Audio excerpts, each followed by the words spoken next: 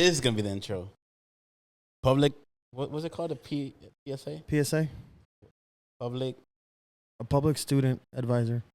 No, it's not that. Public service announcement. A public service announcement. Public service announcement from the people, good people here at Chrchmsfts Media. Yes. If you, I was gonna be petty, but no. The only thing I was gonna say. If you get mad at us for saying something and it's at their testimony, man, that's on you, bro. If you're part of our testimony, you're just part of the story. Yeah. Be glad that you're part of the story, man, because we could have just excluded you out, and then you just feel like, man. And if you feel type of way of something that we said, maybe you shouldn't have done it. At us. What I get myself into. We just like being straightforward. I don't like talking behind. If I have a problem with you, I'll say it to your face. That's how it is. I'll do both. Anyways, so welcome back. Welcome back. That was really loud. Can you lower your voice on my thing? That's too far. Wow. I got you. It's not like the table doesn't turn. That's a sad thing. No, your vocals. That's fine. Welcome back. This is Jova and Albert. We are part of the Chrchmsfts podcast. Yo. Woo woo.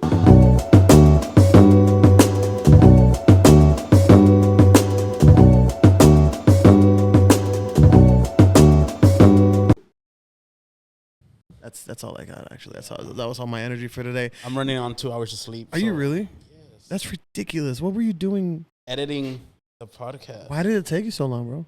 Because I deleted 4 times a 2-hour episode. And on the last one, I finally got help from church. You think doing a podcast is easy? It's not. It really isn't. But we are glad to be here. This is what, episode 16? 15. 15. Episode 15. We got the numbers down, baby. We're so glad that you are here joining us for this podcast. We have a really cool guest today, but I'll let him introduce himself in a few seconds. Just wanted to give you guys an update as to what's been going on in our lives. We just had the MSFTS tour happen last Saturday, right? Or the Saturday before this one. It's been 2 weeks already? It's been 2 weeks already, man. It's been wow. crazy, bro. And you know what's the crazy part is, like, the reception that we've had from it has been crazy too as well. Like, there's just a lot of people that have talked to us about it, and I'm just excited for the next one. Did you want to say when the next one is? Or I guess we'll let... We could say it. I believe April 6th is a set date. Okay, yeah, April 6th. What happened March 25th? What happened on March 25th? Or 23rd? No, March 23rd. That was worship night. Yeah, it's worship night. I was about to say, hey, I had my dates wrong. Right. I don't have my calendars right there. So, yeah, the next one, probably by the time this comes out, it's going to be a little closer to April 6th anyways. Yes. So we should be fine. We should be good. We're trying to stay consistent with the uploading. We just had a bit of issues with not just the tour, but also we were trying to kind of upgrade a little bit as far as how we do the editing process. And as you can see, we kind of stumbled through that. So we are going to be releasing videos a little bit more consistent moving forward. Yes, I would have released 2. Count them. Before 1, 2. This one. One on hopefully Wednesday and then one on Friday. That's all right. Awesome. So before further ado, let's go ahead and introduce our guest. Very special guest. I'll let you introduce him since I always introduce everyone. Okay. Yeah, no worries. Pastor? It's his pastor. It's Josue. Josue Pedroza. Junior, right? Not junior? No, not a It's not junior. It's not junior. My bad. I got to say something. take it. Your church, I have something really special with your church, because like your church was one of the first churches to open your doors to me and my ministry. And to me, your church always has that special place in my heart. Like every time I go in, I feel like I'm at home, you know, and I feel like this is where I started. I remember that event. El Jetty. Stop, bro. I was there that day. El Jetty. So he had his whole band. I was like, oh. Yeah. So it was very special, and I believe we went to your church to minister about a year ago as well, right? Or last year. Yeah, last year. And that was me going back to that church in years. Mm. And I felt it was like I stepped right into me when I was like 16, 17 years old. So I'm going to go ahead and let you introduce yourself. Just tell us, you know what you do. I know that everybody kind of already knows I'm calling you pastor. So they know you're a pastor, but just a little bit of your vision and a little bit of, what you do at the church and all that good stuff. Okay, like I said, I'm Pastor Pedroza We. Mostly everybody knows me by Josh. I've been pastoring, say, going on about 3 years now. So I'm brand new to this, and God's been moving in a great way in my life. Ever since I said yes to the calling, He's placed everything perfectly there. Sometimes it's tough to take that calling because you don't know what's ahead. But that's all, it is having that faith. And the Lord's been opening, doors and the path for the church to grow, and we're going in that direction. And we're there, serving the Lord every day. That's Amen. what it is. It's something that I'm learning that I've learned that it's something that you have to do daily. Yeah. You don't, not just Sunday, not just Tuesday, not just when something's not going right. It's every day. I see people burn out quickly because they want to jump in and do everything in 1 month. Have an event, have this, let's have that, and they quickly you don't see them there anymore, or without that, what they started with. So that's one of the first things that I've learned that the Lord showed me is we're in this for the long haul. This is the way of life moving forward.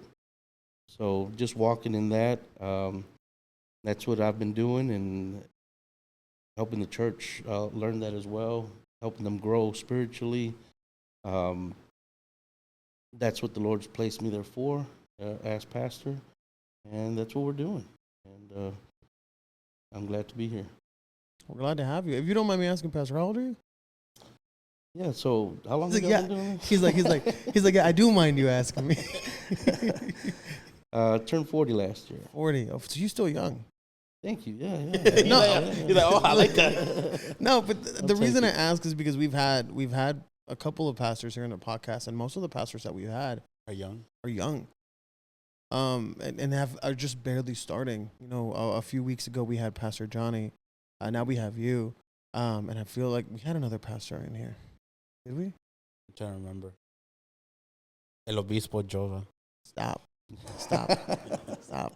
So, and it's people, younger people that are now stepping up into that role that serve as an inspiration for people that are just looking at from the outside.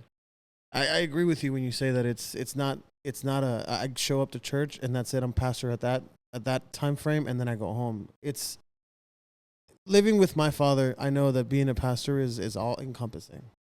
Everything you do has to be in the service of that church. Everything you do has to be in the service of the people that are in that church, whether they're seeing you or not. Because as a pastor, you got to keep that a certain level of what's the word I'm looking for? A certain level of dedication to I'm gonna call it to the art, honestly. And to me, that's super inspiring, seeing younger people do that when you had an older generation that would constantly knock down that idea.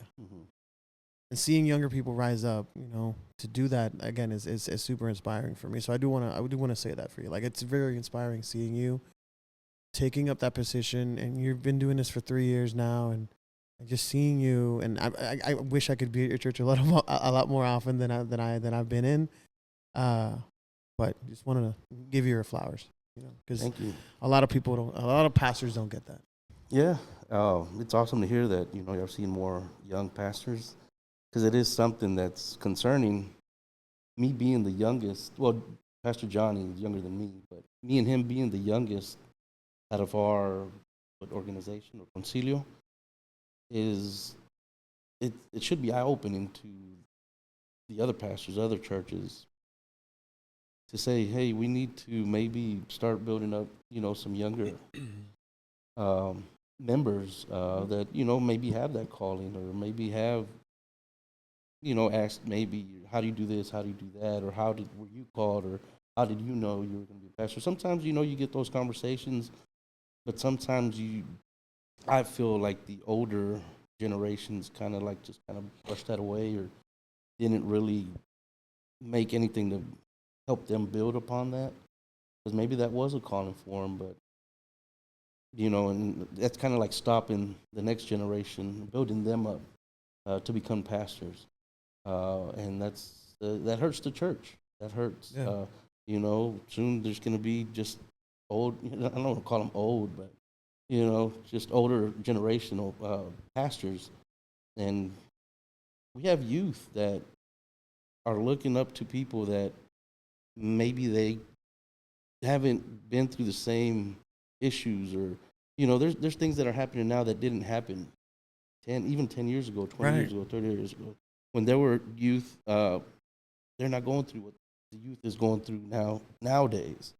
So it is something that I feel we should work on, where we are building up younger pastors. I It's agree. something that the church needs to work on. Something that I've noticed, and I don't want to call that concilio, like, Mm-hmm.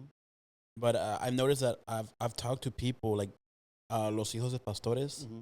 and they're like, "Oh, I don't want that," I didn't want it.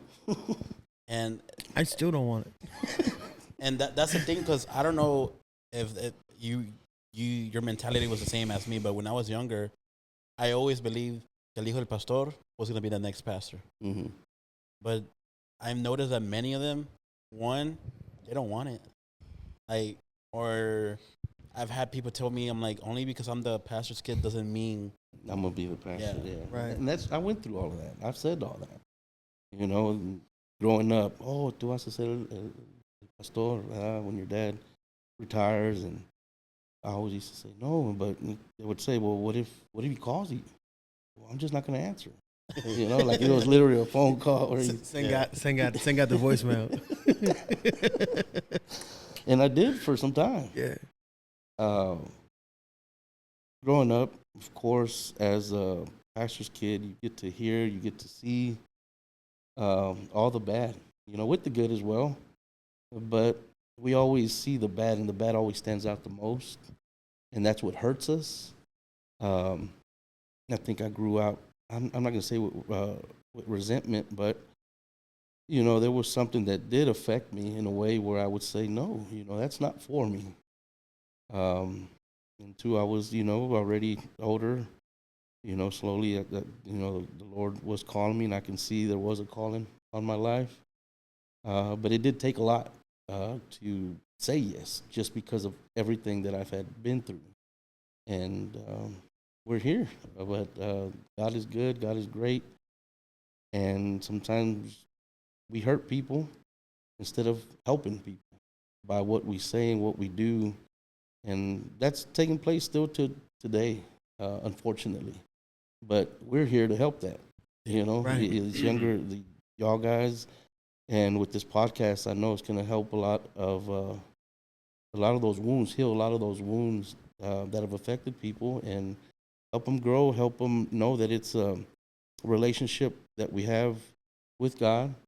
Because I think I missed out on that because it was more of a focus on having service, being at the service. Oh, you have to be here, you have to come, you have to be inside, you have to, instead of me getting to know who he was. Yeah. And The Maria versus Martha syndrome. Yeah, Yeah. very much true. And but I think that's what happens with pastors' kids. They're just hurt, Mm-hmm. and it does sometimes take a lot to heal. But then sometimes the enemy also keeps you blinded, not wanting you to heal from that and just be hurt the rest of your life, and not wanting anything to do, not just with church, but with God too. Yeah. Because we know the church, I mean, this is a place where we come to worship. This isn't just not everything, but I think, the older pastors, or before, I think they just put more of a focus on being here. instead of how's your life outside of here, Right. So I think that's what's taking place, Mira, es el hijo del pastor, and look what he's doing. The pastor's kid, and look how bad, and look what he's doing. And, just all that we get to hear and we get to live through, it's hurt. And I think that's what's taking place and what's happened with pastors' kids. I think we forget as pastor, or at least from the outlook that I have as a pastor's kid as well. My dad always taught me that attendance, that I would rather have 6 loyal members in our church than have a whole church full of people that are just there to waste time. Mm-hmm. And when you said that about how, they focus a lot on how many people are in the church versus how people are living outside of church, I think that really spoke to me because it's true. Mm-hmm. It's true. We're focusing a lot more on our attendance than the quality of life that those people are living, or the quality of the spiritual quality of their life. Yeah. I believe that many people, not just pastors, like they see the attendance as a success.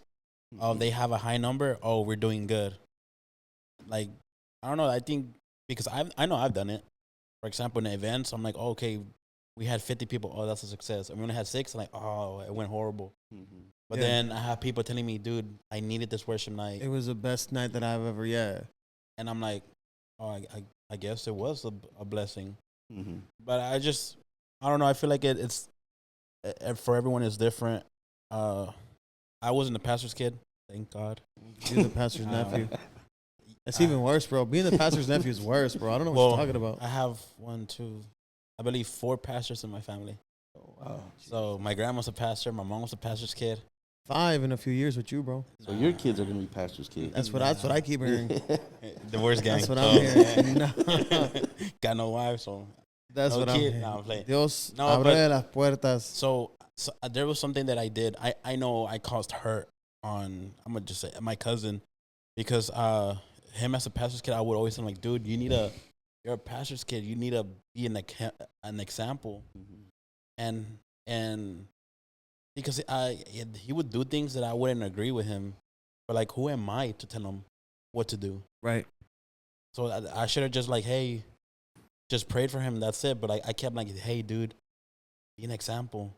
And he would hate it. Oh, brother, I hated hearing He that. used to hate it, and he would even tell his dad, and his dad was like, no, la Biblia dice que everyone's equal. I'm like, yes, we're equal, but at the same time, he's not, because he's the pastor's kid. Yeah, and I agree with that. I do agree with, we do have to be of an example. Yeah. But then again, that comes with the father.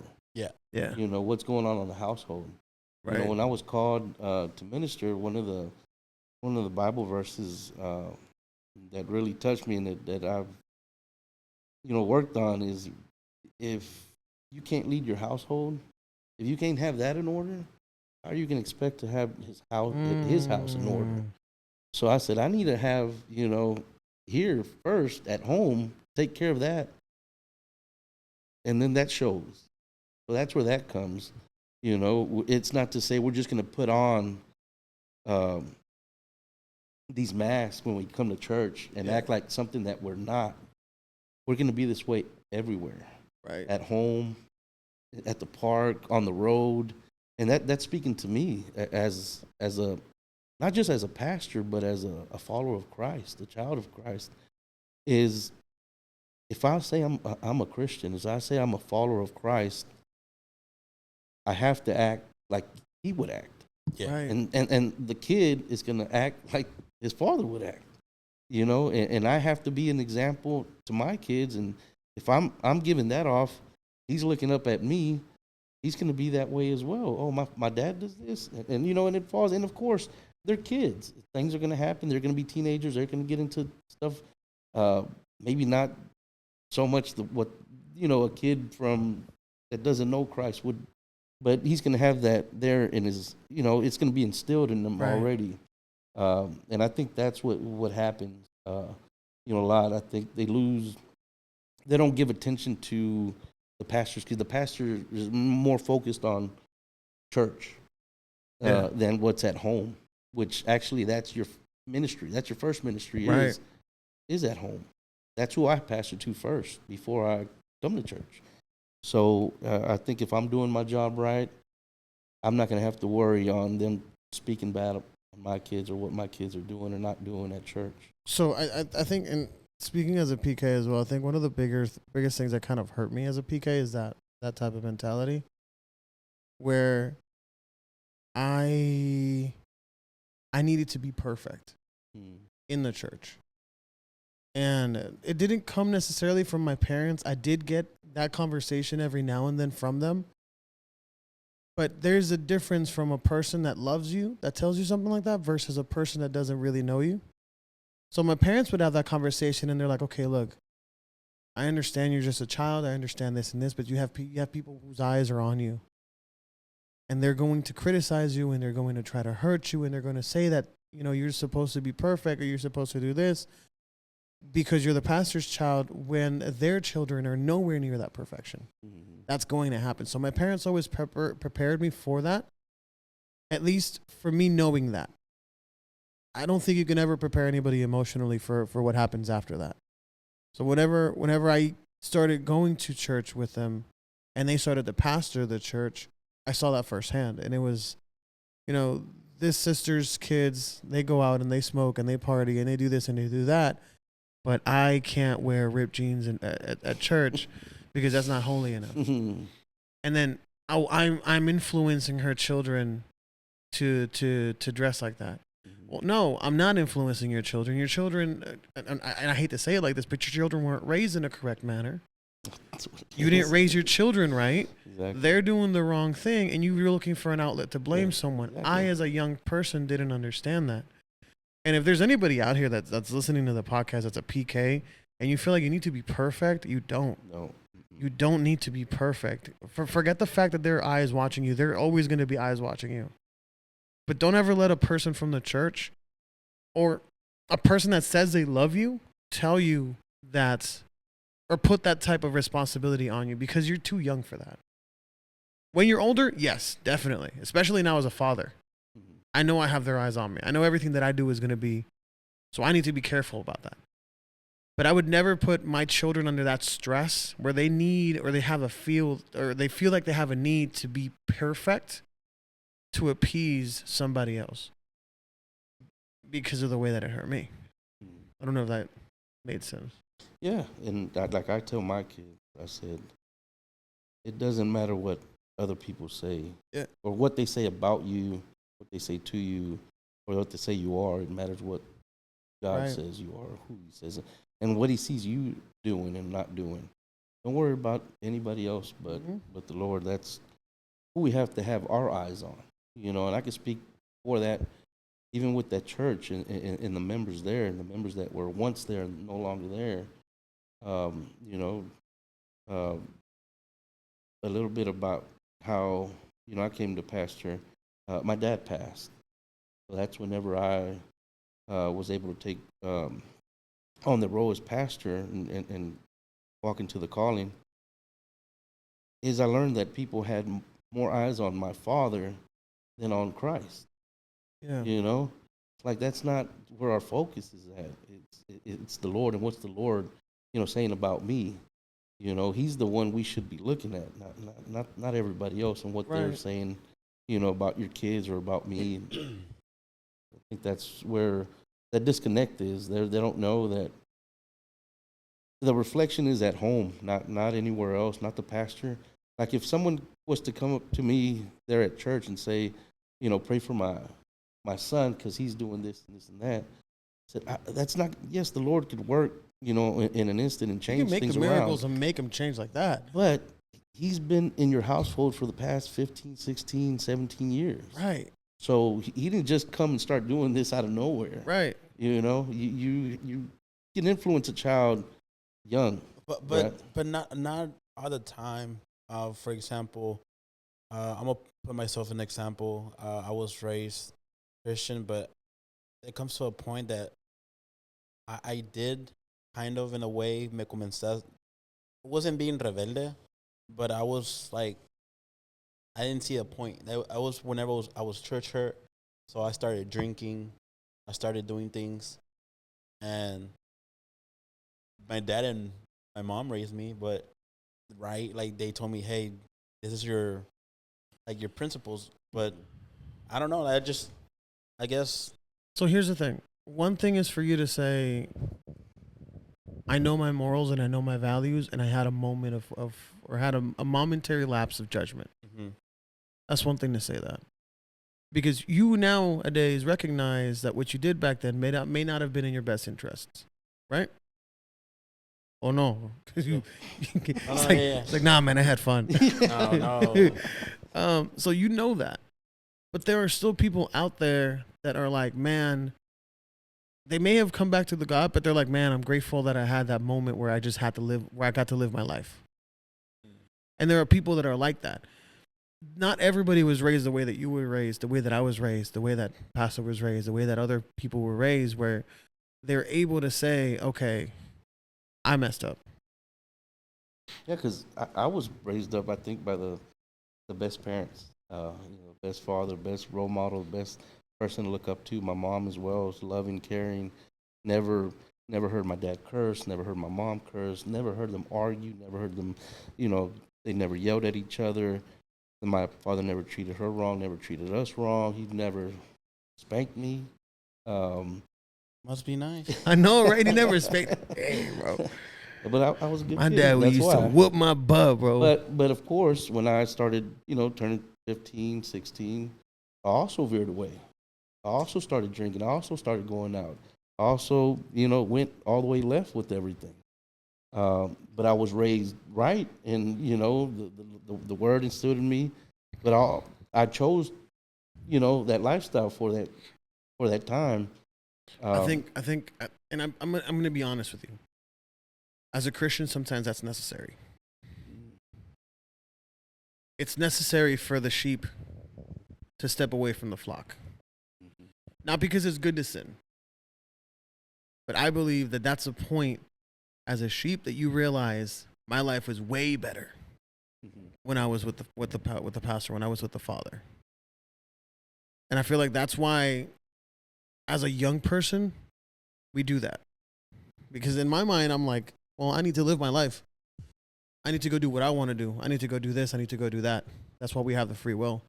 But it's not until I'm like, man, I messed up.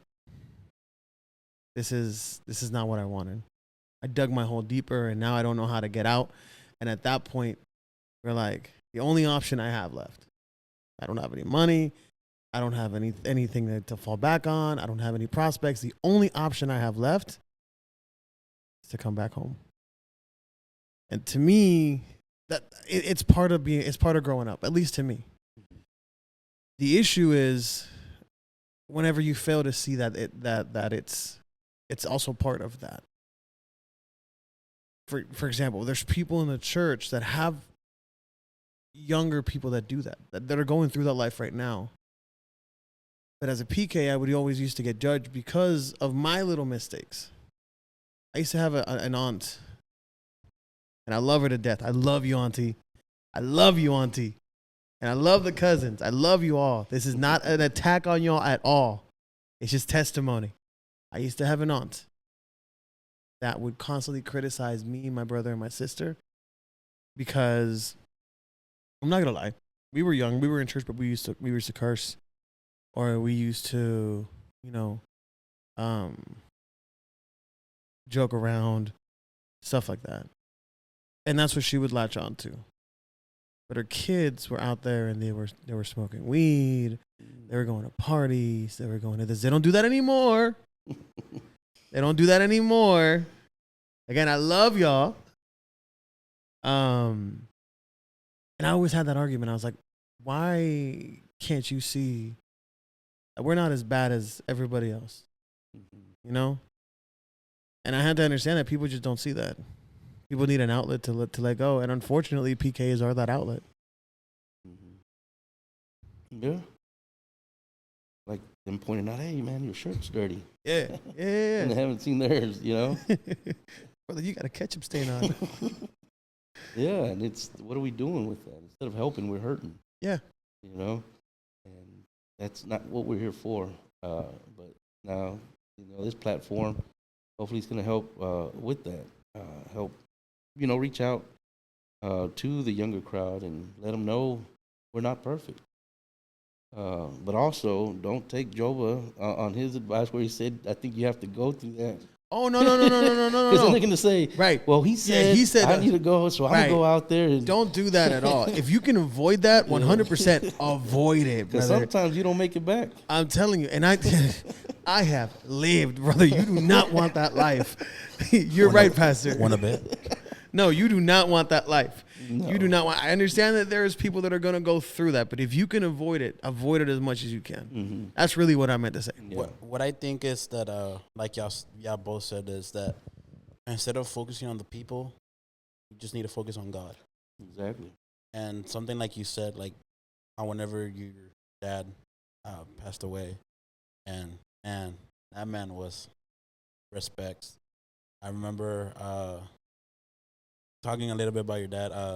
It reminded me of that. My mom and him would joke around, like those like joke battles, and like every time we will go to their church, like I'll be like, Mom, like where did you get those jokes from?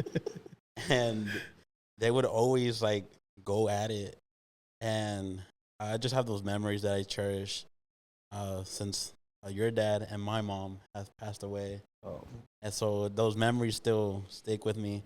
But like you said, 'cause I don't want to say too much, but I kind of heard stuff that you went through, Mm-hmm.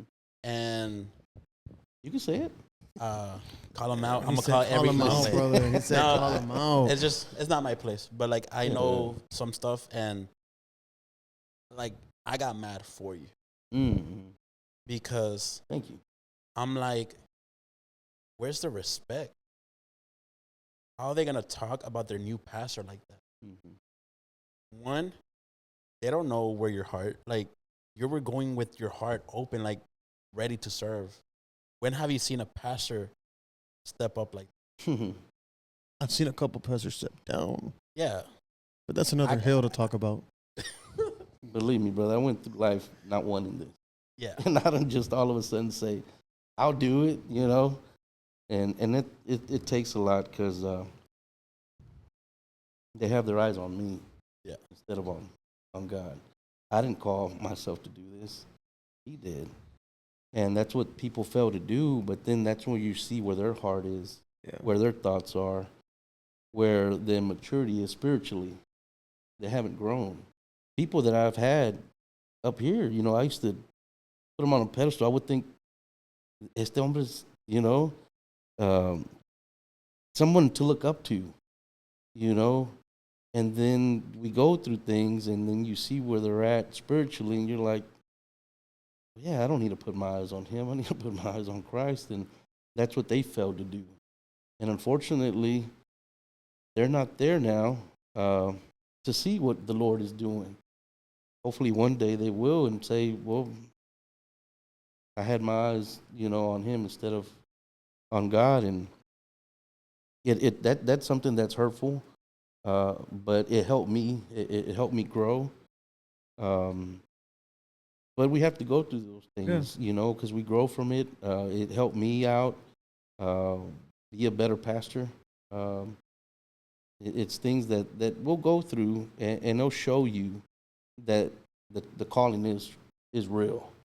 Right. Because believe me, I didn't want this for my life. I've seen what they go through. I've seen how bad people can talk about the pastor. How fast your hair turns gray. My dad used to have a lot of hair back then, bro. I'm just saying. This man lost all of it. I don't take my hat off. I got a full head of hair still. There you go. There you go, couple of grays coming in, but just speaking bad about pastors when it comes about finances. Mm-hmm. Oh, they see the pastor in a new car. Oh, mira, ahí está el diezmo. All that hurt me growing up. Them not knowing that, we always had food on the table. My parents, we always had a home. We were never moving around and nowhere to live. And no, I had a stable life. But also we didn't have maybe the things that I wanted as a kid. I wanted the new Jordans. Right. I've never had. I think that's why I bought. I bought all the shoes that I wanted as a child because I didn't have them. I remember going to school in church shoes. And I was out there, the kid playing PE, playing soccer, playing basketball with church shoes from Payless. Moccasins, bro.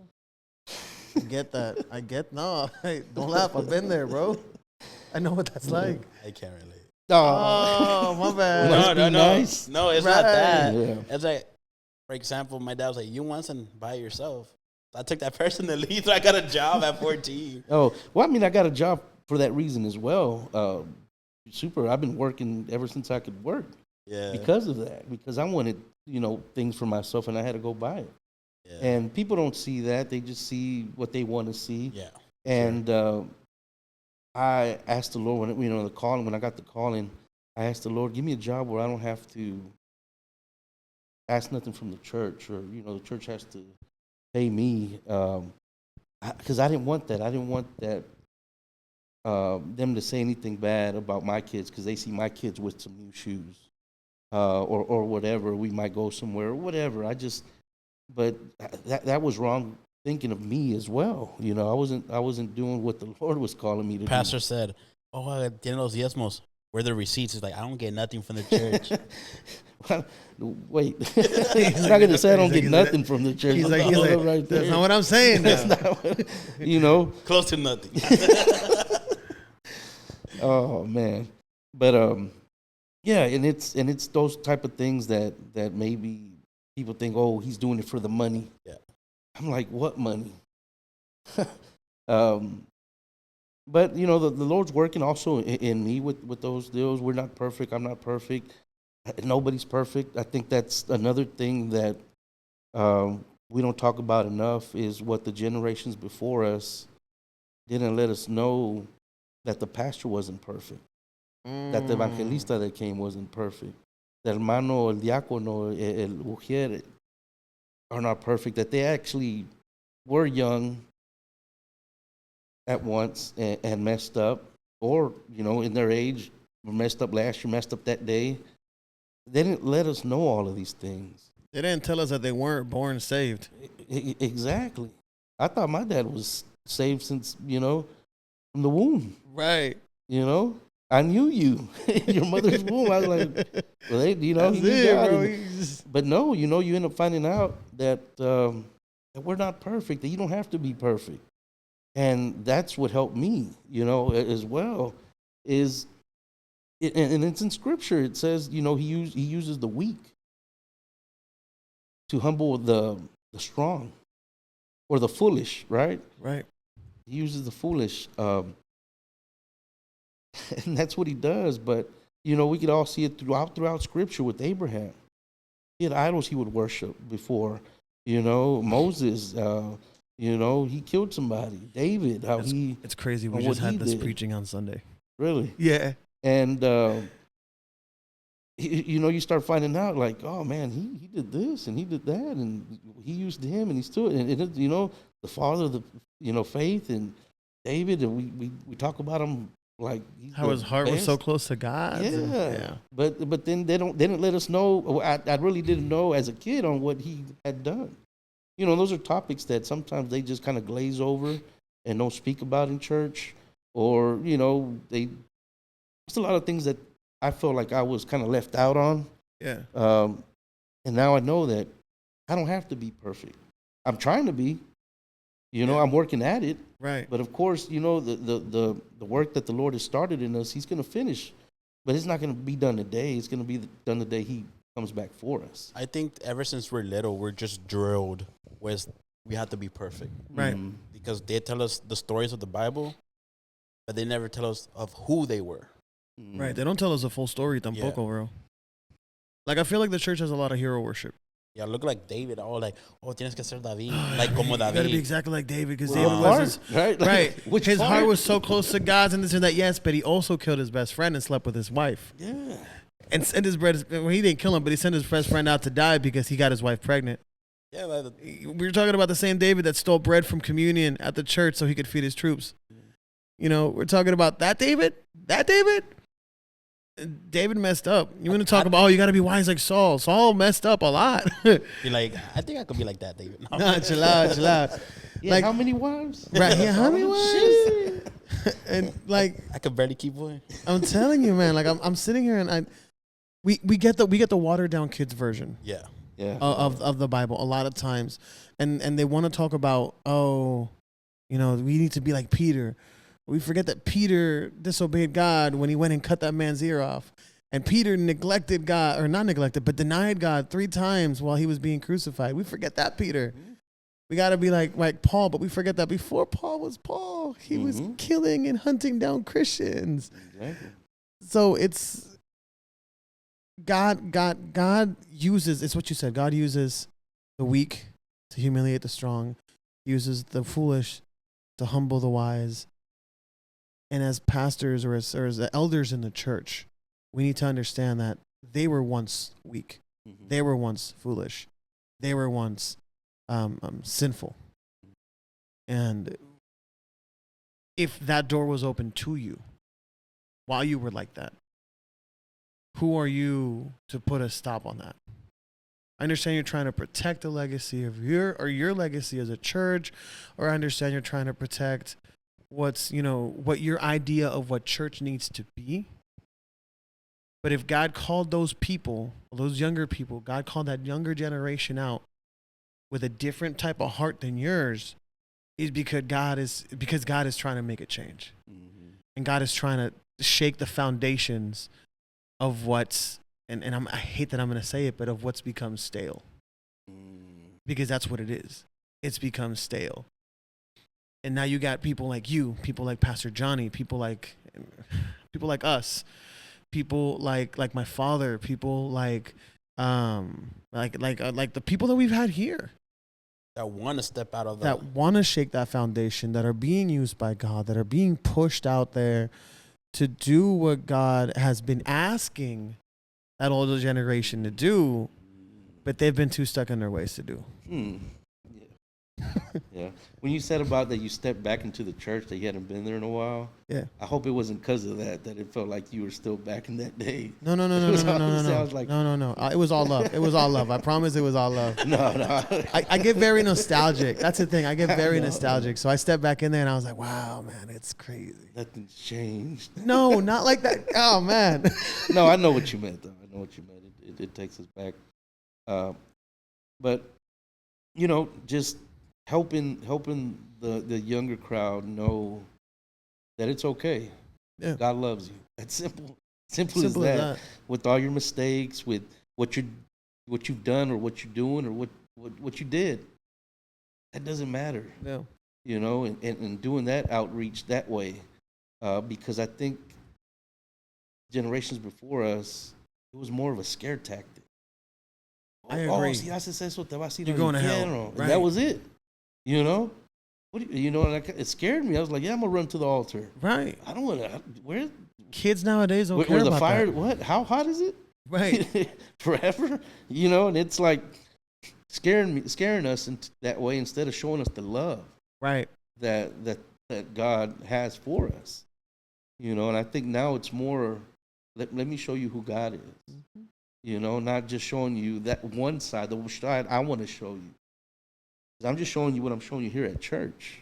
Let me show you how I live my life outside of church. Right. And that's something that's happened with me. I got a couple of things. I mean, I think we can be open here, right? And I can share a couple of things, and it's things that have happened with me. On when I said yes to the calling, because the Lord's still working on me. I tell the church, pray for me because I need prayer. I also have to ask for forgiveness. Right. Sometimes twice a day, because I'm not perfect. But when the Lord called me, of course, I'm not real social. I'm not a great public speaker. I'm not eloquent. My words are. I'm not going to use these big words, and also I didn't think I was well versed in the Bible, and these are all thoughts that would run. So I've watched a lot of preachers, a lot of preachers that I held up. I said, "Wow, man, look how he can preach! Look how he knows the word. Look how he does this and that, and look how the Lord uses them. Then I would find out. This is one of the preachers that I followed. He passed, and after he passed, there was a lot of things that came out of what he had done, to women. And this is someone that I held like, and it's someone global too. He was everywhere, and everybody knew him. Houston. Well, that too, but no. And it's sad, but also it's the Lord telling me, don't look at them, look at me. Right. Sorry. And it's a couple other younger pastors too that committed adultery that I would watch and listen to and follow. I was like, man, look, he's touched not in that way, but he's touched so many people's lives. Oh no. he's touched them all. So Joe, I swear. I'm sorry. and Continue, Pastor. and then this happens, and it's like, what happened? And that tells me you have to practice what you preach. Right. I have to be up there on the pulpit preaching how I'm living as well, because I'm preaching to myself as well. When I study, when I'm preparing a message, that message should be hitting me first. Right. I should be the one, listening to it, and it should be for me first before I go out and give it to everybody else. So that means I have to be living that way as well. If I'm asking the church or telling the church, look, this is what the Lord says. This is what it says here in the scripture. And if I'm not living that way, what am I doing? So I think that's what's happening a lot with the older generations that have hurt us. A lot of, we got all the eyes on us still. Now even more that I'm the pastor, not just the pastor's kid. There's things that happen to me that I can't act like I used to act, right? Now that we're saved, we should know that. Now that I'm the pastor, I take that even more, because I go through life the same way y'all do. We go out to eat. People cut us off. People people say things to us. They treat us away, and of course, our first reaction, in the flesh, we want to anger. Yeah. I'd just be petty, bro. No, we know. No, We know. in a way, like, for example, someone cuts me, like, I where I live, it's a main road, so I always have to go and reverse.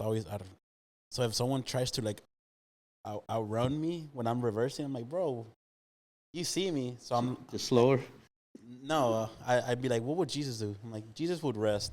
I'll park my truck and lay down, and I'll legit lay down. And my dad was like, dude, what are you doing? I'm like, he wants to beat me. He could wait. This was the old you, right? Not the. Nah, this was like last week. This is like 6 minutes ago. Him. Nah, it frustrates me. I'm like, bro, like, why are you so hurried, like going 50 on a 20 in the neighborhood? Like, they were probably on the way to the hospital, man. Dang. You don't gotta do me like that. Oh man, dang, bro. Wife was pregnant, bro. She was about to medical emergency, right, bro. Now you feel bad. You rested on their trauma. You're right, Pastor. You gotta go find him and ask for forgiveness, bro. Oh, yeah, I guess. For that white Honda that lives down the street. He's like, nah, bro. I just really had to poop. No, but I get it. I'm still gonna be petty. I'm playing. I feel like I said, I feel like the church has a lot of hero worship. We have our heroes, and we're always saying, you got to be like Peter, you got to be like Daniel, you got to be like David, you got to be like Pastor so and so, you got to be like this, you got to be like that, you got to be like this. But God, when He called us, He didn't say, "Oh, you're gonna pastor a church, and I want you to do it like Pastor Cash Luna wants you to do it. Just say glory. Right. He didn't say, I want you to pastor the church like Gigi Avila. I want you to pastor the church like, like Billy Graham would do it. I need you to preach like Billy Graham. Right. I need you to preach like Billy Graham. And no, he called you. Mm-hmm. So he's saying, I called you. I called Josh Pedroza. Mm-hmm. So I need you to preach how you would preach. I need you to preach of your experiences, of what you've gone through, of what you know. Of course, do your research, do what you need to do, but I chose you. If I wanted somebody else to be a part of that church, if I wanted somebody else to preach or to be a pastor to that church, he would have called them, yeah. He would have called them. And sometimes it's hard to understand, like, because, for example, me, I always question God. I'm like, I always, like, when I pray, I'm like, God, I hate talking to people. I hate, like, I don't know if you remember on Saturday, I had my head down because I can't see people or I get nervous. He orders stuff, and if he gets the order wrong, he doesn't say anything. I don't. I'm like the girlfriend behind him. He's like, no. He ordered a cheeseburger with cheese. But, well, I'll be like, maybe they know what I wanted more than me. And I'm like, no, brother, you paid for that, bro. See, I'm kind of like in the middle. Well, I'm like, I can just wipe off the mustard. Even I didn't want mustard. But now eat it. Well, with me, it's different because, for example, if it's my order, oh no, okay, I guess I'd rather not. But if it was like my ex-girlfriend, ex-wife, I'm like, oh no, you get her. What if it's my order, bro? But I don't know. But like I said, like, what if it's my order? You do you, bro. You're a whole grown man. You do you. I'm a whole grown man. All right, bad. I got you. I tell God when I'm praying, God, I hate talking to people, and it's like the more I tell him, the more uncomfortable he puts me. Like I've told people, before I landed at this church, I visited a few.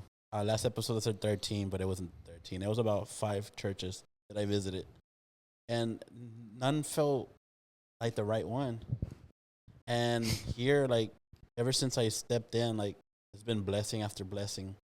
And I didn't want that calling. And, for example, they put me as one of the young adults leaders. And I'm like, why? Like, I hate talking to people. I hate bringing the word for everyone, like, because I don't want the eyes on me. And I'm like, God, I don't want that calling. Mm-hmm. Same way here, brother. And like, or let's look at the worship leader at my team. I don't want the leadership. That's too much pressure. Bro. But I'll give you my worship leadership, bro. Yeah, I'll be like, I don't want that. But at the same time, like, with time, I start to understand, like, even though we don't want to, it's our calling. Yeah. As much as we try to run away, it's still going to be there. Exactly. Yeah. And slowly, I'm still, like, trying to swallow that pill because it takes time. It does. You don't want to rush it either because you want to know it's the Lord, doing that as well. It's not just what you want. Yeah. And that's what you want. You want to not be there, but the Lord's telling you, this is where I want you. If somebody puts in my heart that I want to be, I know it's the Lord because I don't want to be a pastor. I know it's going to be the Lord. That's what happened with me. If I wake up one day and I'm like, babe, you know what? We're going to open up a church. It's God. She knows it's God. She's like, all right, okay. It's Dios hablando. Yeah, when I hear people say, oh, I want to be a pastor. You sure about that? Yeah. I look at them like, I don't think you know what that means, my guy. I always said, anybody that comes up to me telling me that they want to be a pastor, I'm gonna try my best to discourage them. It's like, let me tell you why you don't want to be a pastor. Sit down. Because look, and I've done marriage counseling as well. And one of the things I want to do too is try to talk them out of getting married. You're doing the Lord's work, man. Because if it's really love, it's going to happen. They're going to get married. That's right. I want to tell them everything, the nightmares that I'm going to get this all the bad things. I could just imagine him like, What if she cheats on you? Yeah. I'm going to get this young couple to speak with you, Pastor, so that she can leave him and go with Albert. Oh. Santo. Es la que yo quiero para él. She's not the one. I'm gonna have to edit that out.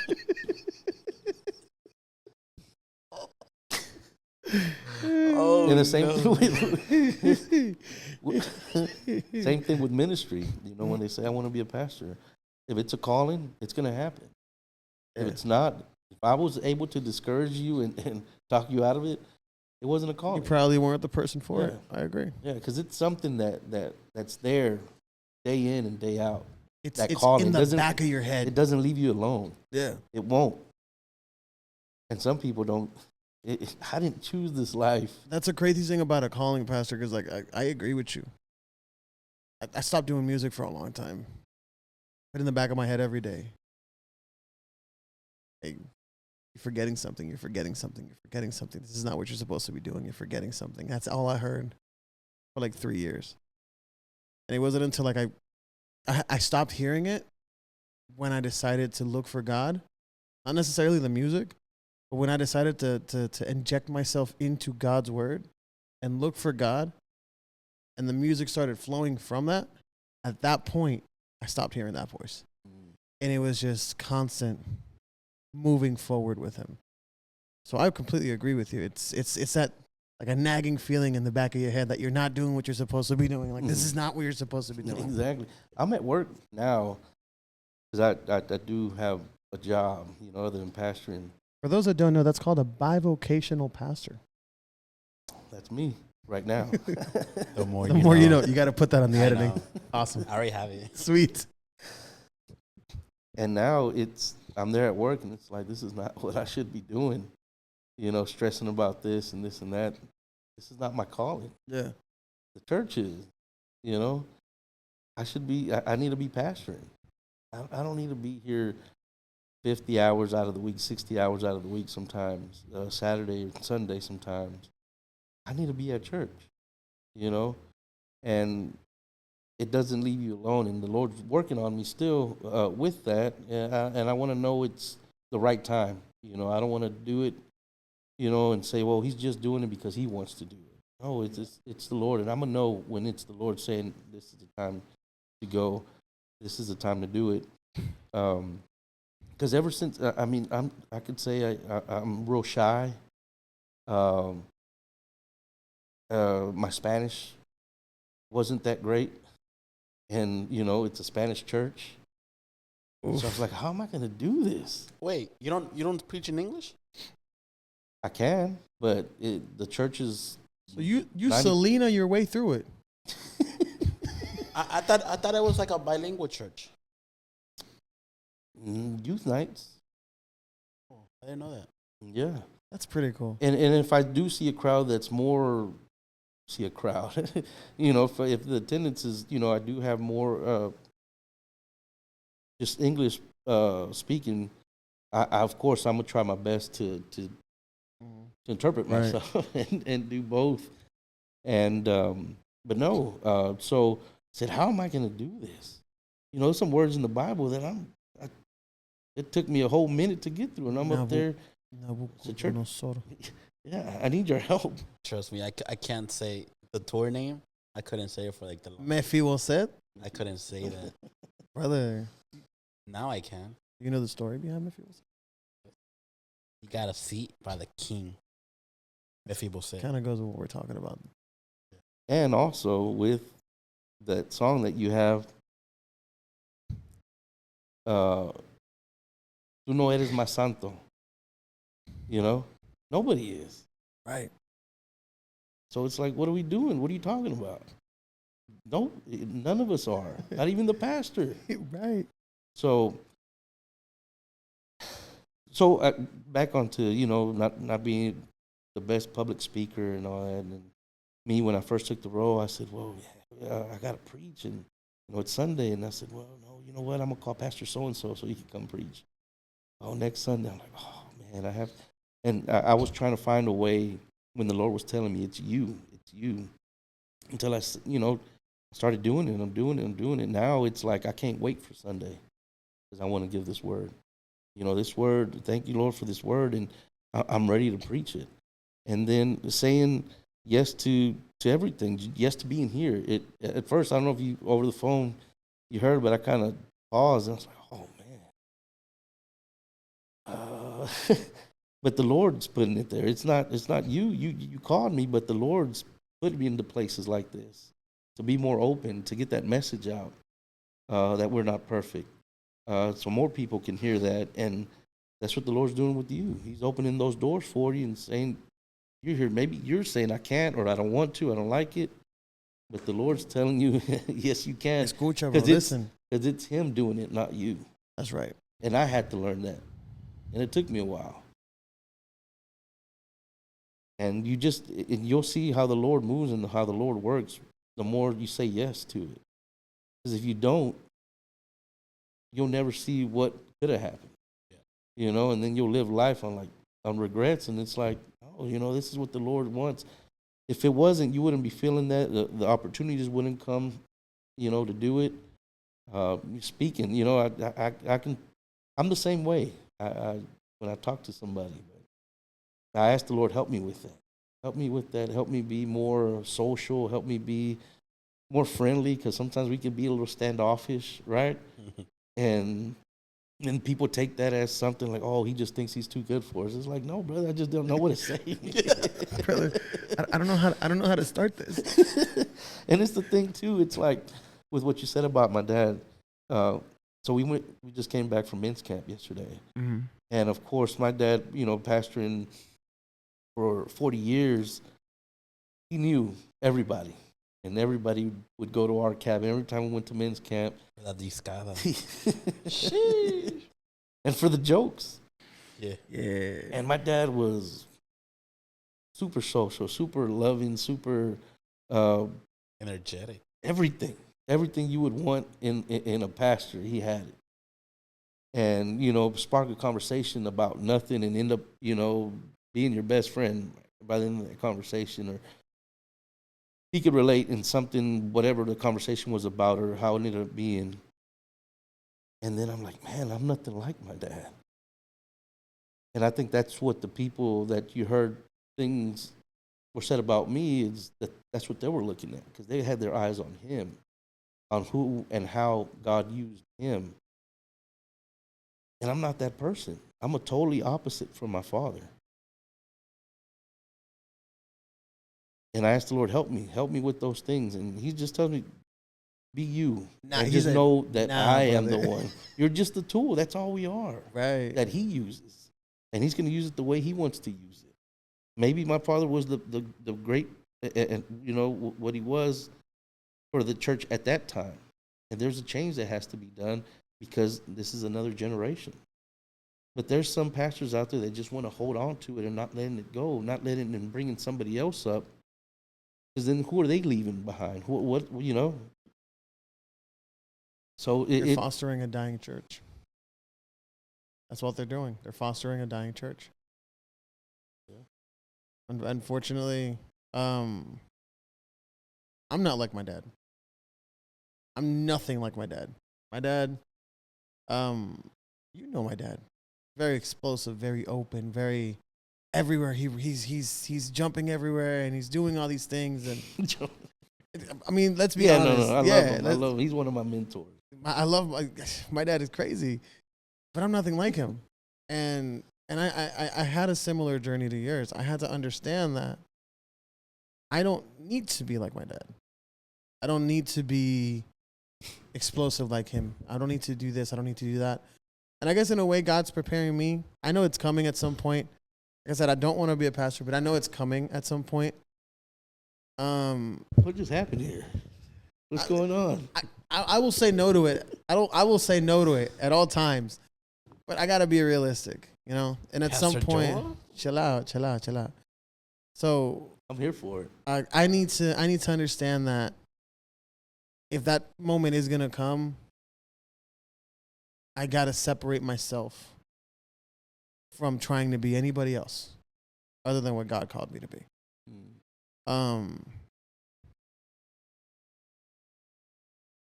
because if I start acting like my father, I fail. If I start acting like my mother, I fail. If I start acting like every other pastor, every other person out there, I fail. And it's going to be the same. The things that I didn't like from a specific church will be the things that I will have at my church. The things that I don't like from my father's church, because let's be honest, there's not a perfect church in the world. There are going to be things that I don't like from my own church. And those things that I don't like from my own church are, unfortunately, a product of my father. Right? That's a truth. Things that happen in the church are a product of the pastor at a certain point. And if I start to act like my father, then I'm setting the stage for those same mistakes to happen. So I need to be myself so that I can, unfortunately, create my own mistakes, do my own errors so that I learn the lessons the way that God wants me to learn. Yeah, we learn from people's mistakes. You know? I agree. That's what makes you wise. A wise person learns from The mistakes of others. And of course, I never speak bad about my father, but I can see some things that I'm gonna do different than what he did. Yeah. You know, I take the good and leave the bad. Yeah. Not to say it was bad, but maybe there was a better option or a better way we could have done things. And people don't like to hear that. What do you mean? I said, no. I mean, my dad, he's laid the foundation there. It's all there, but we need to build from that. And we're not trying to tear it down. We're trying to build from it. The groundwork's laid. It's our time to work. To build up, yeah. Yeah, to build. And it takes people that, now, you know, you can't build a house the same way you used to build it years ago. There's different codes. There's different, regulations. There's different material. It's different. And the Lord doesn't work with, Forget about 10 years ago. You can't build a house the same way you built it last year. Yeah. You can't build a house the same way you built it 6 months ago. There's new things that are happening in any construction business for you to be able to say, oh, we're going to build it like we built the last house. No, you learned what to do and what not to do so that when you go to the next one, you know what works and what doesn't. Mm-hmm. So I agree.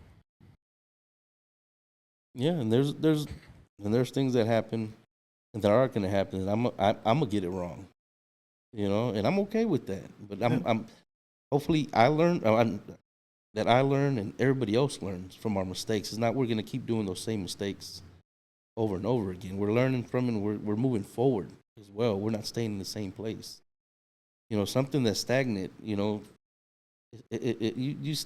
leave water standing still, stuff happens there. Yeah. Stuff starts growing.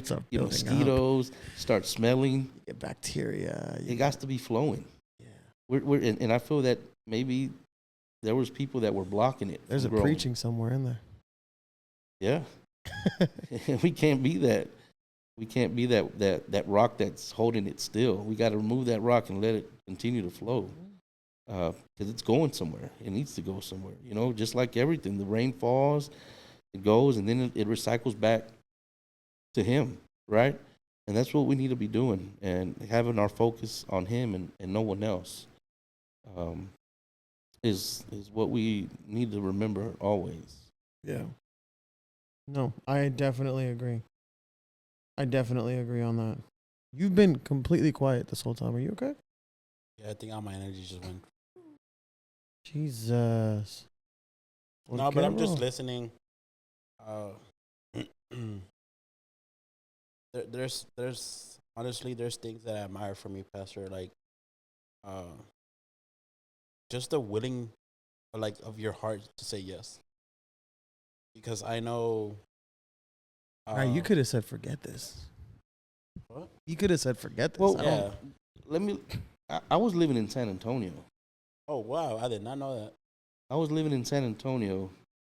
I moved to San Antonio in 2012. I got a job with Chase Bank out there. And I was living there for 6 years. And those 6 years, the Lord started saying, hey. and I was kind of like letting it go to the voicemail still. But then they kept calling and kept calling. And for some time, I said, oh, man, and the Lord told me, you need to move back to Houston. I got married, moved out there, had my 2 kids out there, and was living life. And the Lord was calling, and he was saying, I need you back in Houston. And I told my wife this, and my wife was like, no, I'm good here. I don't want to move back to Houston. So I said, I feel the Lord telling me. Houston's the best city, bro. It is. There you go. Houston is the best city. So this happens, and it's happening more often. It doesn't leave you. It doesn't leave you. That calling, it's going to be there. It's not just 1 day, 2 days, a month. Until you do it, it's going to be there. Well, also if you don't, But so the Lord kept calling me, kept speaking to me, and I would tell my wife, and of course she would say no. She's like, what do you mean he wants you? What do you mean? And I said, well, I feel like I need to be back in Houston helping my father. He's like, with what? I said, I don't know. I said, I feel like I need to be there at church helping him. She's like, but what? You don't know. What are you going to do? I said, I don't know. I just know that the Lord's telling me to move back. She's like, well, I don't feel it. I want the Lord to tell me too. And so this went on for 2 years. So finally she told me, you know what, it's time to move back. And we got our stuff. We ended up moving back. Another thing was, where were we going to live? I didn't have a house here. I didn't have the money to get a house here. So that's the other reason she didn't want to. We were going to be living with my parents for some time. We had 2 kids. She's like, they're little kids. They were toddlers. My parents were older and they were on their own now. And here we come moving in with our kids. So we were there for a year, I believe a year and a half. Then my dad gets diagnosed. So, but before this, my dad was sharing everything with me. And through all this, he's always, not always, but, when I was older, he said, why don't you do this and why don't you do that? Trying to get me and build me to be a pastor, which I didn't know, but now I know it. He would tell me, why don't you study to take the test to get your credentials? That's not me. That's not for me. He got me the book and everything. And he would ask me, hey, so have you studied? Like, yeah, I started to read it. He would constantly, hey, so where are you? Have you studied? I'm like, ah. And I was working this whole time, trying to save money to get our own place. Then, he would take me to the meetings, the pastors' meetings with them. I brought him to your church. One time he spoke at your church. I would be his chauffeur, and, we'd have these conversations to and from places, and I was watching him, how he would act, what he would do and things. And through this whole time, I didn't know he was molding me, So he ended up getting diagnosed. Then, I started helping out even more, within the church. And knowing the Lord put in place everything there. I don't want to get emotional on here, but it's something that now I know that it was the Lord calling me this whole time, which I knew it, but I didn't know what and why and where he was going with, but we have to move in faith, which is tough to do sometimes, because you start asking those questions like my wife did. Well, where are you going to live? Where are you going to work? What are you going to do? How are you going to provide for me and the kids? Which I didn't have an answer to. But now we know. But it's that calling. I was able to live with my father for those couple years. My kids were able to play with him. They were able to get to know him before he passed. Now they have all these memories about him they knew.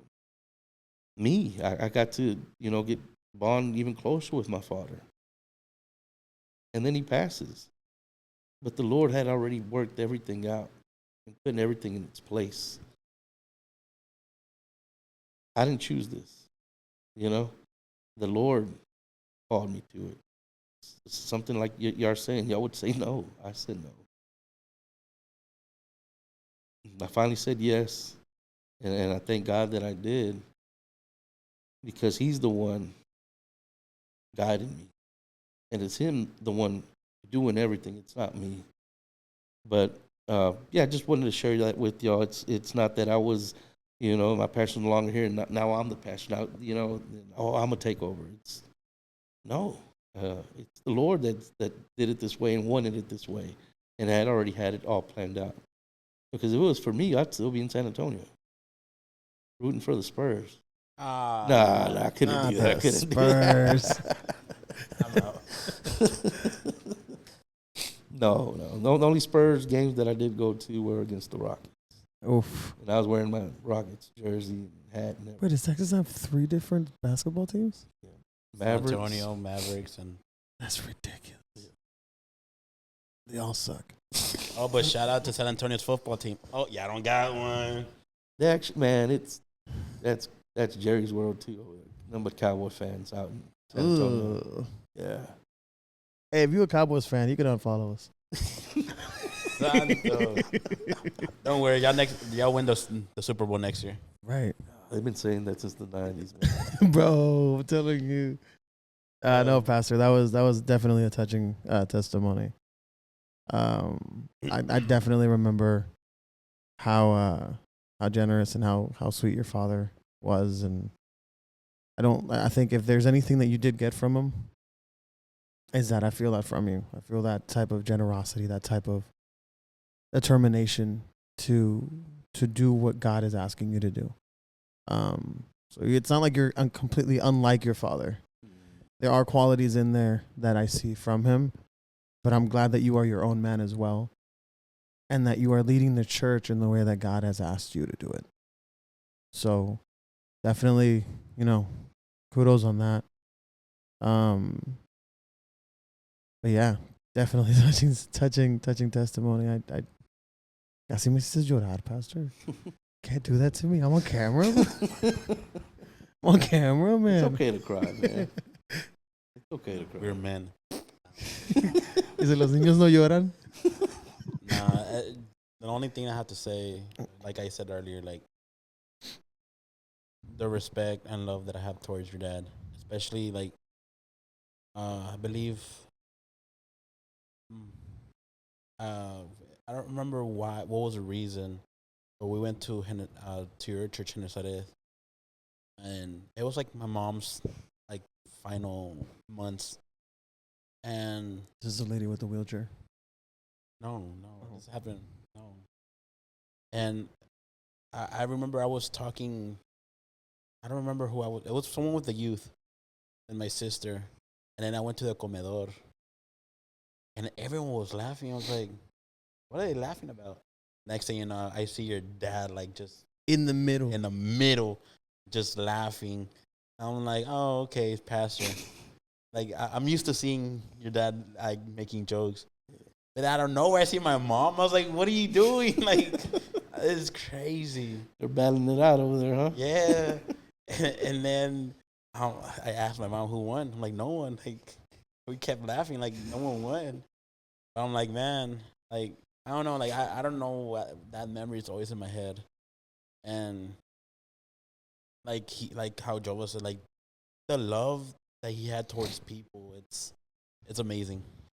And we can definitely see it in you. yeah, and I hope, well, I want to be like that when I grow up. Yeah. Like you and your father. Because I know I still have a lot of growing in the way that when God calls, like you said, I send him to voicemail. But something that your dad taught me and something that my mom has taught me is cuando es llamado de Dios, always say yes. Even if it hurts, even if we don't want to. Because my mom has always pushed me to, like, even if you don't want to, say yes and just trust God. Yeah. And like, whenever you said that you didn't want to get emotional, I get it. I know the pain, and it's hard, especially remembering all those memories. Like, man, I miss your dad. I miss my mom. But I know that if he was here, he would have been so proud of you, because the man that you are right now, man, bro, it's inspiring. Yeah. It's something that me, like, I look up to you now, because I know how, like you said that you're shy. I'm shy. I don't want to be here. I didn't want to start this podcast. I gotta But- push him every time we do the third episode. Let's go, bro. But look, here we are recording. I'm in the worship team. I don't want to be up there. I want to be like in la oscuridad so no one could see me. But we're here for a reason. That's right. We're here for a reason, and you got my full support, Pastor. And our respect. Definitely. And if you need someone, come on, man. Let us know. I got a list. Look, man. Hey, say Pastor. less. No, for us to pray for them.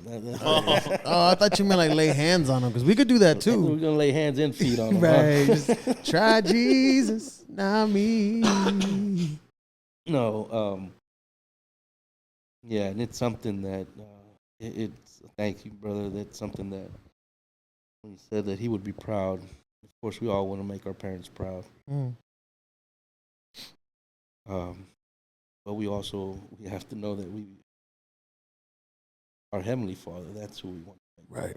proud, right? What He wants us to do, that we do it. You know, just like any father asks their child to do something. How many times do you want to ask your child to clean up the room? Oh, first time. That's it. That's it, right? That's it. You don't want to call them, keep calling them, tell them, hey, remember I told you? Hey, remember? Pastor, you being really specific right now, because that's the issue that I'm having with my kids right now, man. And, the Lord keeps calling. And it's better to answer, on the first one, on the first ring. How does it feel when you call somebody and they answer right away? Yeah. This man It feels never good. answers. Stop it. It's not because of me, it's my phone. But I understand what you're talking about. It's better to answer on the first time than answer after they give you papao. Yeah. After they give you el cantazo, that warning hit. Mhm. And, of course, I can go back and say, man, I should have done this in my early 20s. I should have listened to it then. But then again, I went through life, like you said, and I went through all of that. I've done some stuff that we're not going to disclose on this podcast. That's right. We don't do that here in the podcast. But that I'm not proud of now. There's a list too that I have that I want to call and say, and I apologize Mm-hmm. for the way I treated you. But I'm married now, so I can't do those phone calls. But I prayed for them. We'll do them for you. Just send us the numbers and the names. We got you. Albert's single. He can do it. No, chill.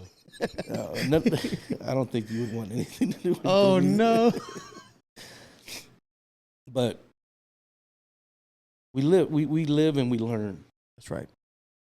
And sometimes we keep living and we're not learning. Mm. But the Lord wants us to obey. He wants us to walk in faith. Lord, you're asking me to do what? I say, yeah, I got you. You're not doing this alone. Yeah. I'm here. I'm the one. You're not even doing. I'm the one doing it. So go ahead.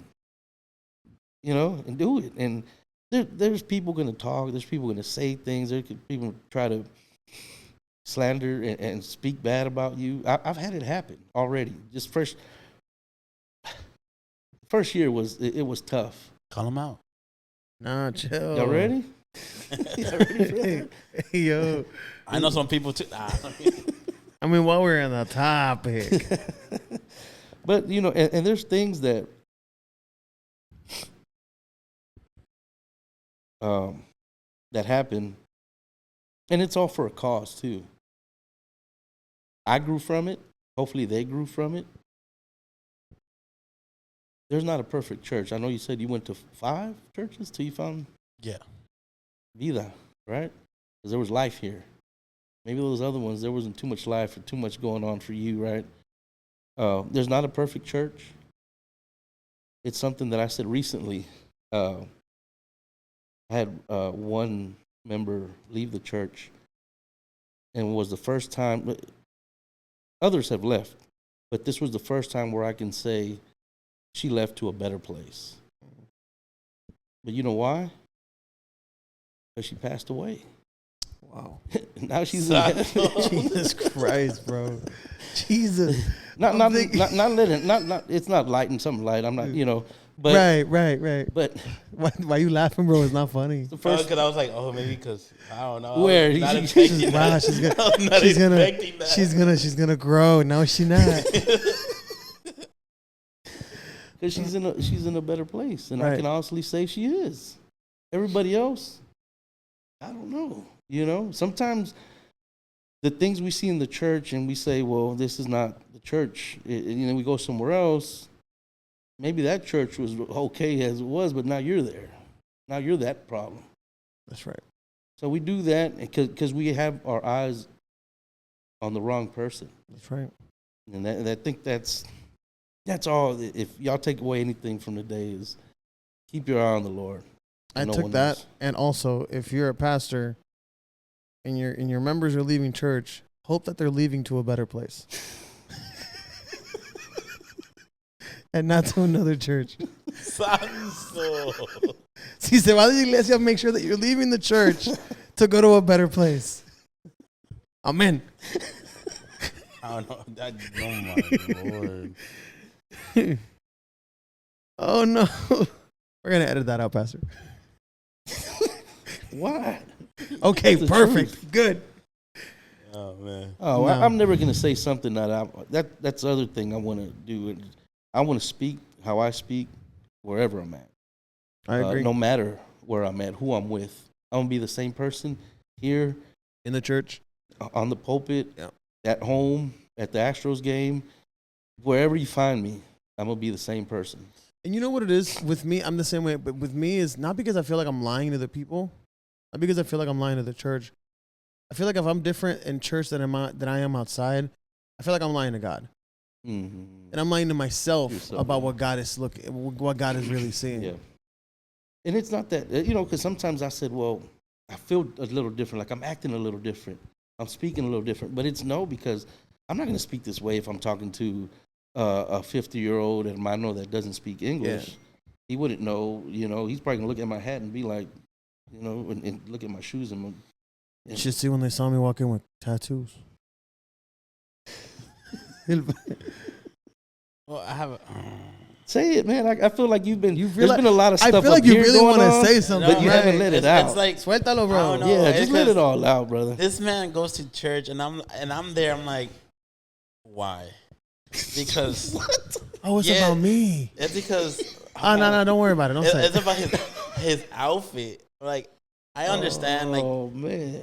this man goes on sweats, and not like just gray sweats, but like the most colorful sweats, orange, green, like all popping out. I'm like, bro, come on. I know you got jeans. Like, you're a worship leader. Like, I know God doesn't care how you dress, but like, He doesn't. But also, I don't dress like this when I preach. Yeah, you're not gonna I mean- catch me in shorts in front of the pulpit or anything like that. Well, I mean, At my church. Si una iglesia me deja, that's no, fine, when but I not at showed my up to the church. concert, brother, you were in some shorts. I was like, I was in shorts. That's right. bro, I was. But it was hot and it was outside. no, but that's you. That's the thing There you about go. it. See, listen, It's it's- you. his wife and me were like, we can't believe this man is. No, we did not like his outfit. That's something It was I a do nice agree with his outfit. wife. Hey, if you guys like my outfit, go ahead and leave me a comment or a What- like what- on my Instagram. No comment. No comments, no likes. Oh man. We're ready for April 6th to see what the fit's gonna be. Oh no. This is really cool sweatpants that I have. I have a bunch of little different colored dots. He calls it my, what is it, my gumball shorts? No, I'm not going to wear that. I'll probably have something, I'll have something worked out. But it's, brother, is that all you want to say? I feel you have. I feel a like, bit more up I feel there, like, quítate lo you need to let encima, out. bro. Just, desahógate. I just want to call people out. Just do it. First one, Alberto Escalable. That's me. I thought you were gonna say Alfredo, bro. Sometimes we do gotta call ourselves out, man. We have to do that evaluation of ourselves. That's right. What did I do today? How did I act today? How am I living my life today? Because it's not just on Sunday. It's not last year. It's not the year that you accepted Christ. It's every day. Where am I at? How am I? Am I growing? Am I still the same guy? What's changed in my life? How's he working on me? What did I do to better myself? Yeah. Because I feel like also I'm going back to the older generation. I don't think they do that. I think they they feel that they just reached the level of holiness, and that's it. They can't grow anymore. And then they switched that holiness out for pride. Yeah. There was a couple members a couple, like a marriage. Oh, They were leaving, and they said, "Well, it's because we do have a lot of friends in the concilio, and I don't want them to, think something bad about." Like, wait a minute, what are they gonna think? They should know that the reason that you're leaving.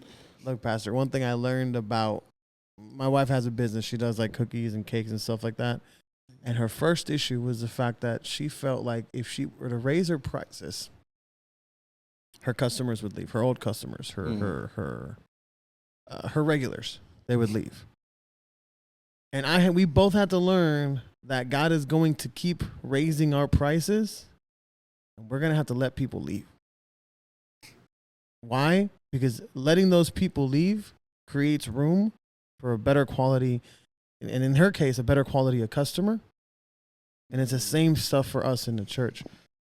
God is going to keep raising our value as a pastor, as a worship leader, as a member of the church.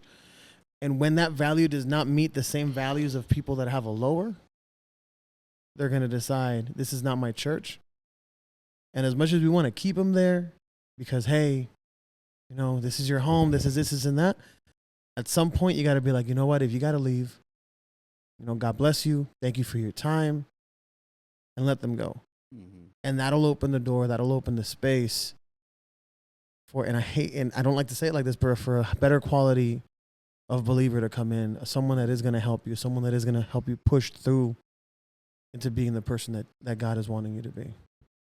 And I think that's one of the main things that if I were to have a church, again, not saying that I want it, but if I were to have one, that's one of my core beliefs. It's like, I'm going to keep you here for as long as I can, but if you need to leave, by all means, it's going to create more room for people to help.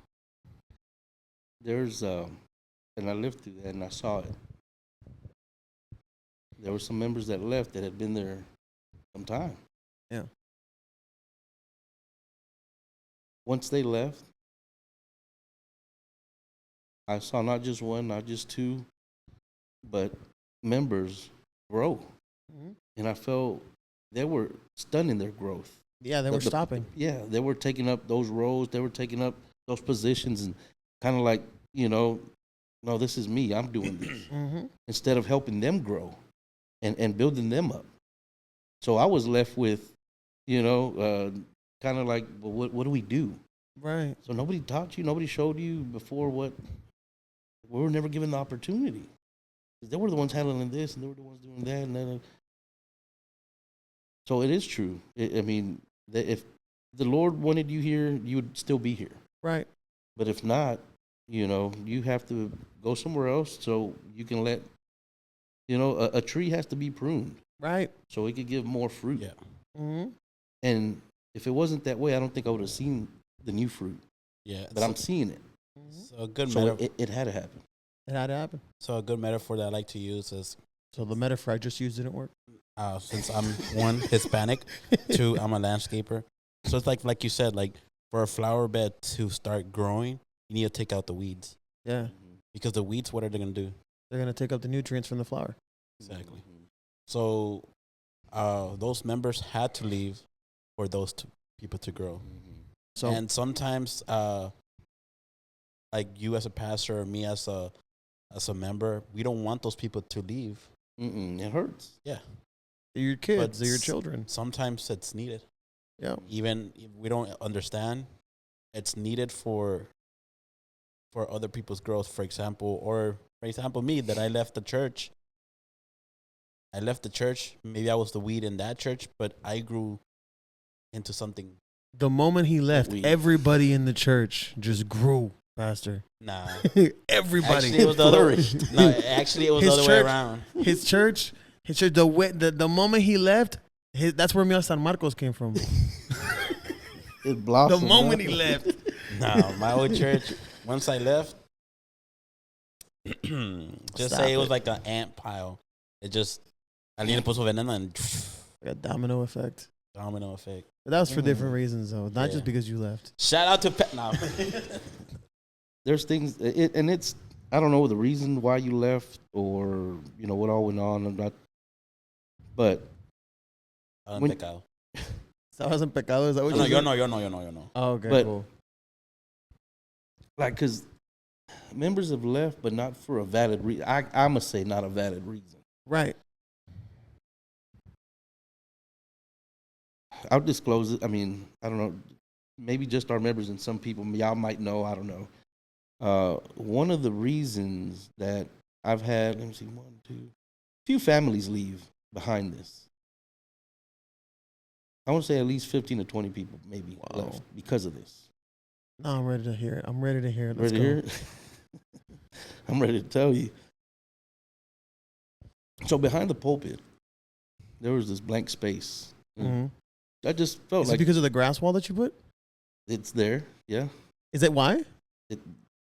Yeah. Am I running to it while you're walking to it? I apologize. Yes. You beat me. Go ahead and just say it. That was the reason. Sorry. No. Let I'm me so get there. sorry. Oh. Go ahead, Pastor. Go ahead. I apologize. So behind the pulpit, it was blank. Yeah. It was like a Uh-huh. empty canvas, white Right. slate. You know, something I could work with. I'm Right. Picasso. I'm about to do something there. So there, I was like, what? It looks empty. Something needs to be there, and you know, I would see it. And for some time, they were doing YouTube videos, and you know, filming my dad through COVID, and I would look at it and it looked dead. You know, in the background. And a worship team will record there. Yeah. Oh, okay. I see. I'm connecting the dots now. Wait, what did you say? The worship team would what? We'll record there. So Okay. me looking and the creative that I am, I said something needs to go there. And you know, I kind of thought about it, and well, it's a perfect square. So what I did, I went out and I bought that. You know, I know y'all have seen it online or places. What's Yeah. that fake bushes or Yeah. what did you call it earlier? Grass. The grass Grass wall. And I said that will look nice, and then flowers, all kinds of flowers, and then a cross in the middle. I already know where people go. And yeah, so and all that thinking, and I did this all myself. You know, cut the wood, measured, made sure it's center, straight, and I was like, wow, you know, it's the cross, and the cross giving this life, and there's flowers just like blooming all around it, and it's still there. Y'all see it whenever y'all. I get thought to it was go. beautiful when I saw it. I'm not gonna lie. And then I put some lights behind it, so like LEDs? yeah, so the light it lights Ooh. up, and it's like giving it life. Yeah. Being the light is, you know, what I was trying to place there, but there was a couple of members that were upset about the cross, and they left. Wait, about the cross? The cross, Why? because they Did they forget? had this whole other way of thinking about the cross, another meaning A negative connotation of the cross. of a cross. That's crazy. Yes. Well, And it's embarrassing to even just, I don't like, it's kind of embarrassing to Yeah. be saying this, because I've spoken to pastors, and while I was going through this, I asked for advice to other, you know, mentors and other pastors that I talked to, and they didn't believe it either. They're like, what? And they're like, inside the church, a church. I said, yes. Right. And because of that, it's like, yeah. And I was like, tell them, is it upside down or what? You know? No, Did you put it on backwards? Like, what happened? no, it was like, is Jesus still on there? No, it's just a No. wooden cross. Man. So, but with that affected not just them two, the couple and their kids, but also, more family and other members too, that were, now that I see it, were not mature in the faith or spiritually. They were just being followers. And they've been there for the longest time. Longest That's crazy. people that that I felt were with me, Yeah. that were going to be there, and I was going to have their full support on whatever. They walked with my dad, through the good, through the bad. And Hey, man, the cross cleanses. Look. yeah, Look, the cross cleanses. and I went to different pastors. I went to your father and spoke about. I can already this. imagine the answer my dad gave. Oh man, he was ready to roll with me. I'm telling you, man. I'm Where telling they you. at? But and things like that happen, but they happen for a reason. Yeah. And I don't want to speak bad on anybody. Of course, I'm not going to disclose any names or anything like that. But this is for people to grow. Yeah. That's what this podcast is about.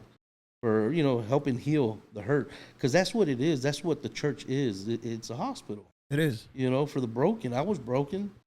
I still need some type of healing sometimes, and I'm hurt. I need prayer. And that's what the church is here for. That's what I'm here for. That's what y'all are here for. That's what y'all doing. That's the plan. I agree. I think it's crazy.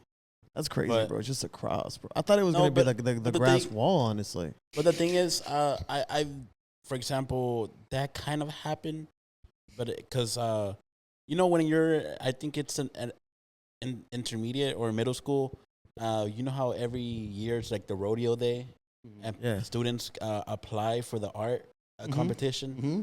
So I applied and I did an art canvas, and it was Jesus in the cross. But I'm talking about like detailed.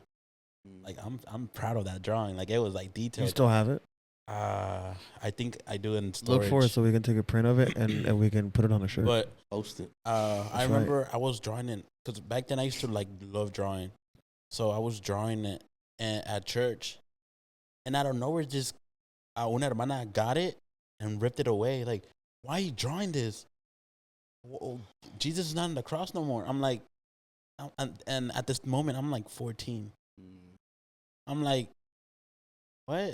It's just for a competition. And she was like, no. And then she started like bashing me. I'm like, what am I doing wrong? Like, I'm not worshiping Jesus. Like, I'm not. It's just like a drawing that back then, like, it meant a lot because of what he did. Like, I was barely getting into the word. But then after that, I'm like, oh, okay, I guess I can't wear a cross because the church is gonna bash me. I feel like I feel like as a church, we forget the one little thing. We always try to focus on the resurrection, which is great. The resurrection is great. It's one of the greatest miracles God has ever, or Jesus has ever done. But before the resurrection, there was one thing. Dang. He died for us. He died. Without that death, there's no resurrection. And that man took 3 nails for us. I won't take a bullet for you, boy. God, That's what I'm saying, though. Like he took all of our sin and died with that sin so that we can be free of it through him. Yeah, because like, someone comes in and like, And hey. that wouldn't happen. Hang on. That wouldn't happen without his death. Yeah. That wouldn't happen without his death. Like I was saying, like if someone comes in here like, hey, I gotta stab you or Jova, I'm like, Jova, I'm not doing it for him. Wow, Like, I would have said stab me too. Nah, you crazy. I'm But like, hey, save me, gordito. Stab Nah. me. Stab me. I'll take it. I'll take one for you, bro. Wow. hey man, the I'm gonna at least Bible's- put up a fight, man. Put the knife down. I mean, you know? you're still gonna stab me, but let me fight you a little bit. Yeah, I get that. You're right. Imagine, nah, man. I'm like, hey man, Be your own people sometimes. hey man. Te molestó mi cruz, bro. It do be. That's your what I'm own gonna start people saying. sometimes. That's what I'm gonna start saying, Pastor. Te molestó mi cruz. Yeah, and differently now you know what to do with when you see somebody else, Right. and how to help them instead of going over and ripping. You Snatch it. You shouldn't be listening to this, and tell them, have a conversation with them. No, yeah, they are like on Sunday. Literally on Sunday, I was talking to one of the youth, and I don't know how the topic came of secular music, and I'm like, hey, like, I'm like, he was like, yeah, I listen to secular music. He was like, what do you think? Wow, do you like, or what's your opinion on that? I'm gonna give you my opinion. You could go through my phone. All my music is Christian, and if you ask me, I'm not gonna judge you. You can listen to what you want, but I'm gonna listen to Christian because I feel like it helps me, like it edifies me. Right. That maybe it doesn't like, maybe you like your secular music, but I'm like, maybe try going just listening to Christian 1 week and see if you feel change. If you don't like it, then go back to your music. But You gave him the KSBJ 30-day challenge. That's what you told him. You gave him the KSBJ 30-day KSBJ challenge. is whack. You said, Oh, listen to our radio, listen to Christian music The only for KSBJ 30 straight is giving days. some Let me know if a KSBJ change happened. The reason why I say KSBJ is whack, they play the same songs every day. Low-key, they have been playing the same songs. That's any radio station nowadays. No. No, They have no. been playing the same song since like 10 years ago. I'm not gonna lie. Oh, okay. Like, I've heard I Was Made to Love You millions of times because I would drive to by Toby Mac. to college, and I would put KSBJ. Like, what's that morning song? The KSBJ. Like, They changed it. I forgot. Wake up. wait, I'm like, bro, I'm so tired of it. You know what I miss? Engine Radio. But Nah, Engine wasn't Christian. Engine was Christian. No, because they had 21 Pilots. 21 Pilots is essential. It's kind of a Christian band. You can't be kind no, of you Christian. can't be. I'm not. Look, Like I gray agree. area. I agree with you. I agree with you. Nah. I agree with you. And then they have Joe Jonas. That's not Christian. I guess. You're right. I emailed them like, hey, why do you have? I'm like, why do you have 21 Pilots and Joe Jonas if they're not Christian? Oh, we try to attract younger audience. I'm like, With Joe Jonas? and I'm like, yeah, I'm stop listening. That's when they that's what's wrong with, because the extremes are bad. Yeah. Right. This way and that way. You can't lose yourself in the world because you're trying to win the world. It has its limit where we're going to do this because we want the youth to come. No, you're not going to go out there and be like the world just because you want. So one thing is to cater to the community, and then one thing is to do everything for the community to be there. Yeah. You need to set boundaries. Like in every relationship, you need to set your boundaries. Yeah. And as a church, I feel like it's okay to create events for the community, but there needs to be an anchor as to what that event or a focus as to what that event is. I don't believe personally that every time a church has an event, there should be a preaching. I don't believe that. But at least if you're not going to have a preaching, make sure that the DJ that you have or the person that's playing the music there is playing strictly Christian music. You said an event? In any event or anything like that. I don't think like in every event there needs to be something like that. But make sure that there is something that is guiding those people, or that they have it in the back of their head where they're like that. And I'm gonna say why. I'm gonna explain to you why. Wait. But let me tell you why I don't agree. Okay, well let me explain. But wait. No. Because Let me you don't explain go my part to first. you Let me don't explain go. my part Hold first. on, Let me hold on, explain. no. Do I need to be the referee? Yes, please. You can Because say you your don't- part. you- Give me a second. Let me Hold on, finish. hold on, Let me hold on. finish. Hold Let me on, let me finish. just before Let I me forget. finish. I No. forget easily. You know Okay, that. that's why I want to finish. Because let me finish. You can't go to a restaurant and get an appetizer and not eat the main course. That's basically what you're doing. Yes, you can. No, you can't. Have you never gone out with friends?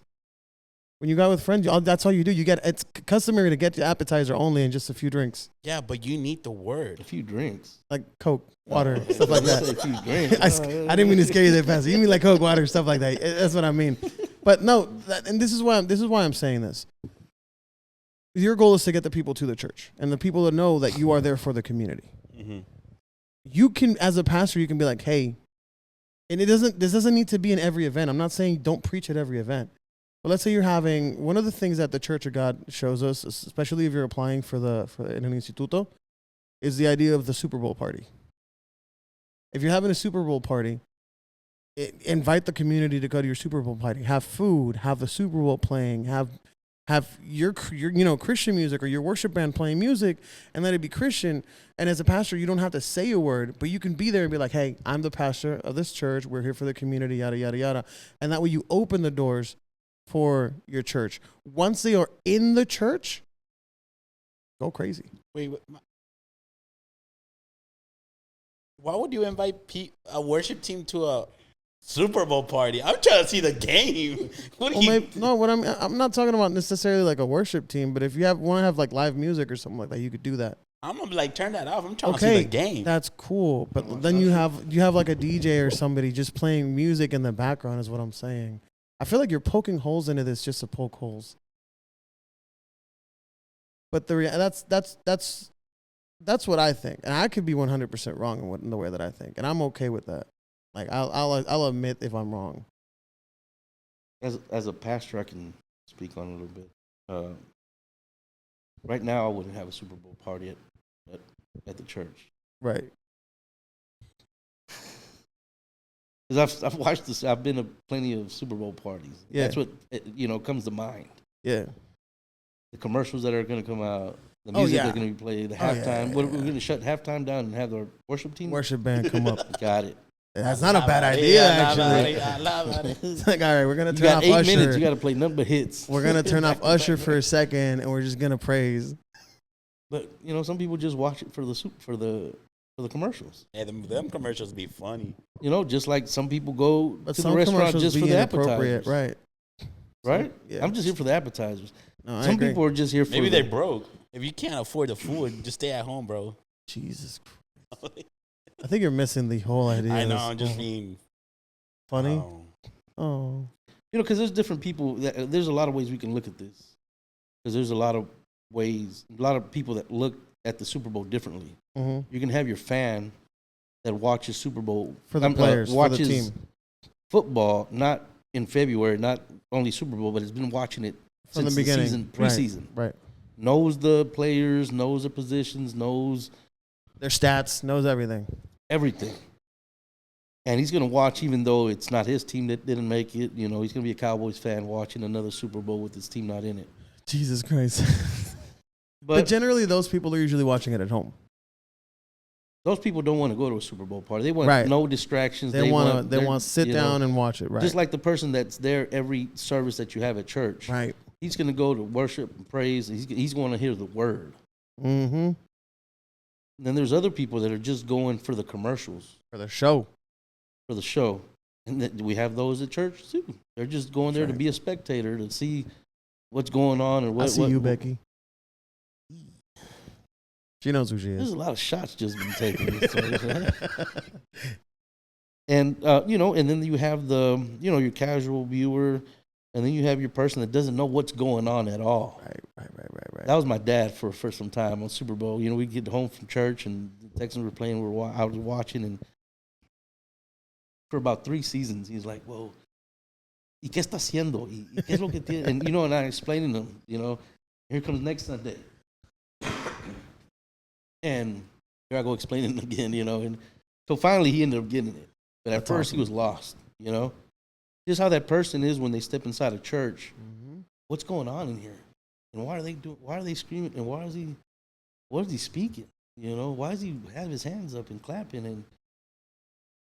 But then we show them, we tell them, and then they start doing it. Right. Because at first, everything is foreign to us.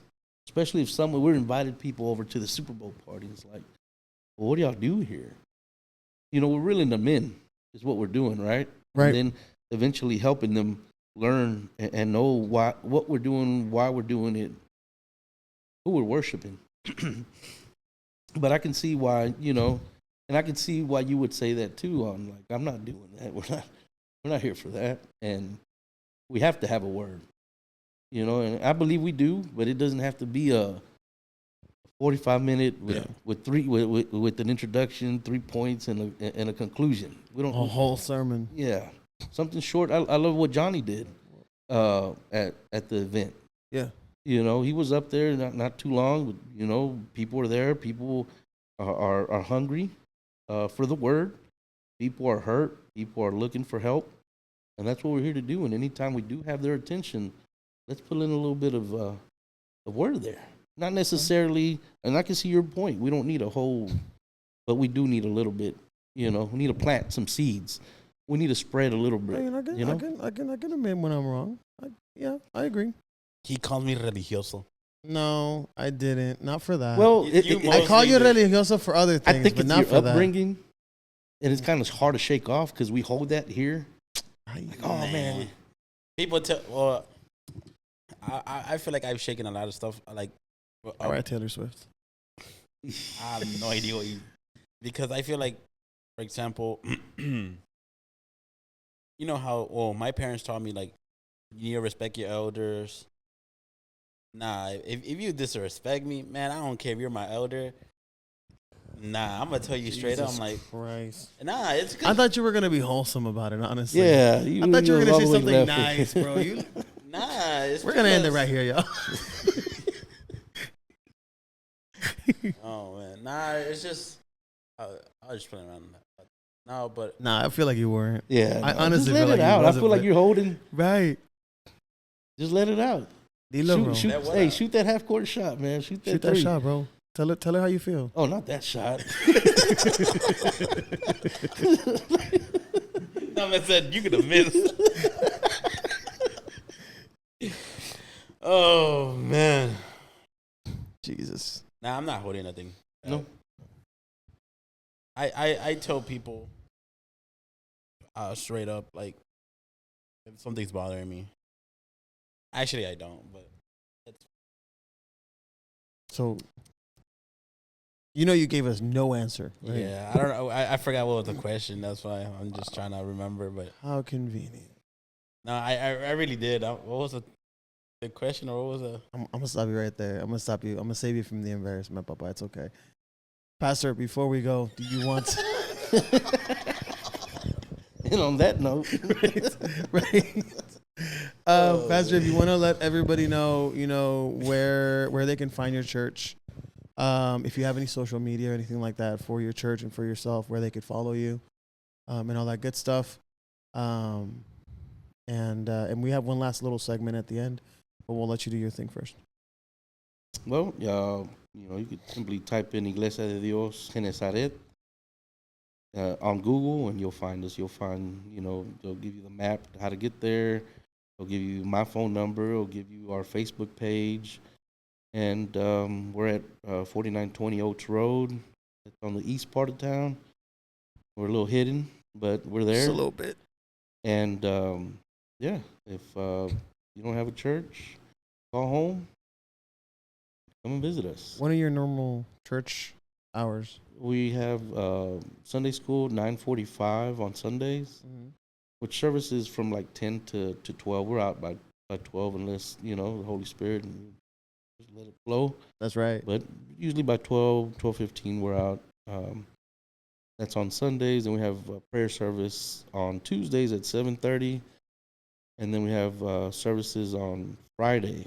You know, first Friday of the month is the men's service. Second Friday is women.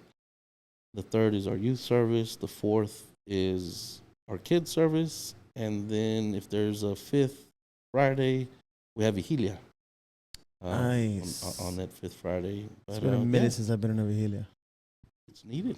But is it like a real Vigilia or like the Oh, see, that's what you're talking about, right? See, that's what I'm talking about. He holds that. He holds that because he grew up that way. Right. So he's like, if I'm not leaving the church at 6 a.m, he's exactly. not a real Vigilia. That's the way. That's what I'm talking about. You see, I'm not crazy. No, I see it. Thank you. Over here, people got to work, and you're trying to get out at 6 a.m, brother. Just because you did it while you were a kid. Right. Hey, man, I was asleep. And not even, Pastor, he's asleep. Exactly. Like one hermano, the last one we had, you know, we ended up, it was probably like 1. Oh, that's good. That's a Vigilia. Okay. No, because I have. Well, see, he told me, I said, oh man, you know, I used to go to. He's not a regular. He's visited our church from time to time, but he was there this time. Oh man, when I was young, we would, you know, we'd 6 o'clock in the morning, and we'd still be here, and you know, and it would be more frequent. And I just thought to myself, I said, what good did that do? No, I didn't say it out loud. I wanted to. Oh. But if you're speaking that way, then all that, it's just for show. It's just it's a bunch of, you know, oh, we used to do this, and show it with your actions, show it with your praise. Show all that, and you still outside of church. Come on, exactly. Then what was all that good for? Right. It's I hate to say it, but I bring up my father again, and all the saying and all the crying and we love your dad and everything. But then they treat me, a certain way. I was like, well, where's all the love? And then, your father was this, and you're kind of like slight dissing me. Yeah, like in a way, you were not like that. You're not like this. You're not like your dad. Your father did. Your father. Yeah. And you kind of want to be like, if you love my father so much, why are you disrespecting me? Exactly. And it's like my father wouldn't want this. This and he did that. And I said, well, again, me just thinking to myself, not saying out loud. Well, if you want to join him, I could help you with that. Oh, we just had a sister that said. You're sending people to Jesus, huh? Hey, man. No. ¿Te lo llevas o te lo mando? Jesus. It's what good did that do if, he did all this and this and that? Show me that, that what you did worked. Yeah. Show me that there's a difference. Show me why this would be different if I hadn't put this up. Mm-hmm. You're still acting the same. You still nothing's changed. That's what it is. We can see each other's growth. Yeah. The way we speak, the way we conduct ourselves, what we do, what we say. Just the light will shine. You'll see the fruit. I was just gonna say that we're gonna see the fruit. Mm-hmm. I agree. So, if you're one of those people at the church that's always like, man, we used to do it like that, check yourself before you wreck yourself. Because you never know, man. That's what I'm telling you. You got to evaluate. You go to the doctor, get a checkup, see how I'm doing this. That's right. That's what you got to do. Or they'd be like, man, when I was younger, we used to do this. And then whenever there's vigilia, they're not there. Yeah. I love when I used to be with the youth and we did this. Where you at now? Jeez. Brother, we about to go with the youth and we go minister. We go to... Hey, brother, I gotta work. I'm like, no hables, bro. Go home. Or like, oh man, when so and so was the youth leader, we did this. I said, well, that sounds like the Lord's calling you to do something. Right. Yep. Go ahead. It's like when someone comes up to me and says, well, I think the church, we should do this and this and that. Perfect, brother. When are you starting? Exactly. There we go. Sounds like the Lord's calling you to that ministry. Like, thank God I was asking the Lord for somebody to help me with that. When can you start, brother? Exactly, yeah. And brother's just quiet. It'd be like that. Y'all, it's been an amazing episode today.